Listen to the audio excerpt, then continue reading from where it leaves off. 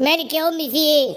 يا ابني انا كل مره مش عايزه اتكلم معاك، ولكن المره دي انا مش قادره استحمل. مراتك كل شويه مبوزه في وشي وبتسمعني كلام انا ما استاهلوش منها. قول لها كده عيب. يعني ايه مبوزه في وشك؟ ويعني ايه تسمعي الكلام ما تستاهلوش؟ ده انا ادالك باللي في رجلي. فوزيه، يا فوزيه. نعم يا فوزي. انت بتزعلي امي ليه؟ وليه بتبوزي في وشها؟ وليه بتسمعيها كلام ما تسمعهوش؟ انت بتعملي كده ليه؟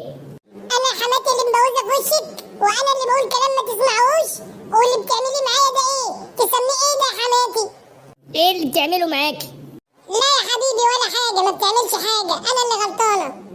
ما تتكلمي يا بنتي وتقولي له انا غلطانه في ايه؟ قولي الحاجه اللي انا غلطانه فيها. بالله عليكي مش عيب عليكي تجيبي ست كبيره كده وبتكذبي؟ انت بتقولي على امي بتكذب؟ تصدق انت اهلك ما عرفوش يربوكي؟ انت بتمد ايدك عليا يا فوزي؟ طب والله ما انا عايزه في البيت تاني يا بابا. غوري في 60 داهيه المركب اللي تودي. راجل يا واد من ظهر ابوك، بكره تجي لك زي الكلبه. ايه رايك بقى في النكته دي يا امي؟ اقول لك واحده تانيه؟ يخرب بيت عقلك يا واد سيد، قول كمان واحده. قول ايه يا بنتي يا فوزيه اللي جابك دلوقتي وبتعيطي ليه؟ فوزي ضربني وطردني من البيت يا ماما عشان خاطر اختك بتقول عليا كلام كدب انا ما عملتوش. انت هتقولي لي على اختي؟ ده اختي دي اتفت لها بلاد. يعني ايه ضربك وطردك يا فوزيه؟ ما تقولي لي ايه اللي حصل بالظبط، قولي الحق، لا تيجي على نفسك ولا تيجي على الناس عشان اعرف اجيب لك حقك. ما اعرفش يا سيدي، انا كنت واقفه في المطبخ وسامعه خالتي بتشتكي مني. طيب بطلي عياط وفهميني واحده واحده عشان انا كده مش هفهم حاجه، بطلي عياط. واقفه في المطبخ وسامعه حماتي عماله تشتكي مني وهو نادى عليا، لسه بكلمه لقيته اداني بالقلم على وشي ولا اطلعي بره تجيش هنا تاني. اداكي بالقلم على وشك يا فوزيه وانت مالكيش اهل ولا انا هروح اموتهولك واموتلك خالتك كمان. سيد استنى، احنا هنجيب لها حقها بالعقل. ما تروحش تتخانق وتركب نفسك حق، بدل ما يبقى معانا الحق يبقى هم اللي عايزين الحق مننا. يعني عايزه اختي تتضرب واقف اتفرج؟ ده انا هطلع عين امه هو وامه.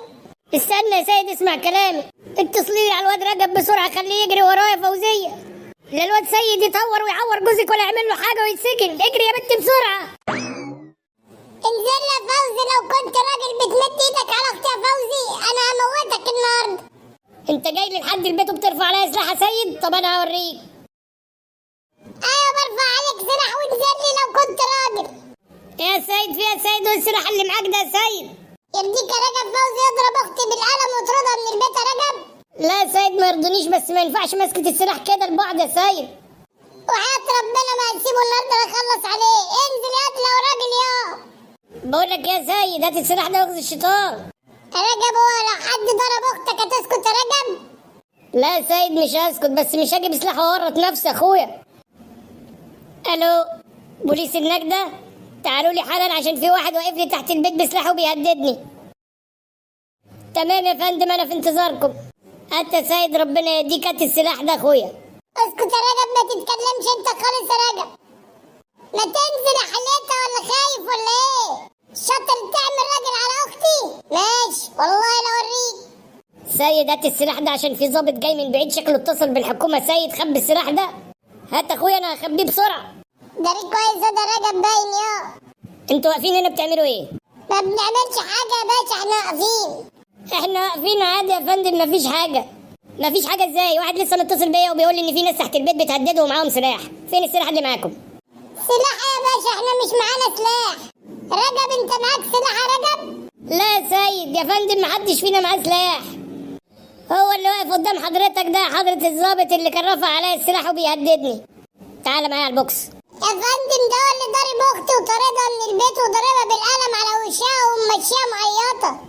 كده برضه يا فوزي نعمل كده في بعض يا فوزي؟ نتصل ببعض بالحكومة كده؟ مش عيب يا فوزي اللي انت بتعمله ده؟ محدش ليه كلام معايا، كلامكم مع حضرة الضابط. وتعالى لي انت كمان معاه يلا. طب وانا اجي معاه ليه يا حضرة الضابط وانا عملت ايه؟ ما تكترش في الكلام واطلع قدام على البوكس.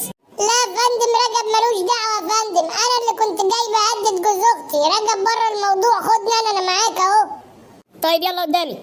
مبسوط كده يا عم فوزي؟ بقول لك يا راجب ما تكترش معايا في الكلام واتكل على الله من هنا. ولو ما مشيتش يا عم فوزي هتتصل لي بالحكومه برضه. والله يا جدع الله ينور عليك، بس سيد مش هعديها لك. اعلى ما في خيلكوا اركبوا انت وسيد، اتكل على الله يلا من هنا. ماشي يا فوزي اتكل على الله بس ما تزعلش، اللي معاكم اعملوا انتوا الاتنين.